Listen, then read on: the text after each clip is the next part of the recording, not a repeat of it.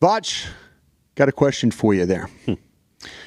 I was a guy that really liked what I saw in college tape when Donovan Ezeiruaku, coming out of Boston College, thought he was one of the 3 best pass rushers in this draft. What's the deal with Donovan Ezeiruaku right now, and why are we not seeing him used like the way that we saw him at Boston College? I think Donovan Ezeiruaku is going through what you would call growing pains, I would guess. He's in the National Football League, and I can understand last week the very first character that you run into is Jordan Mailata.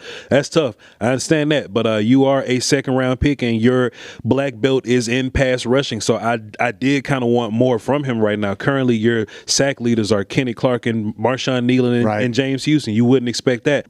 All those things that we saw in camp, Bryan, those pass rush moves, setting up and all this kind of stuff, let's use some of those things.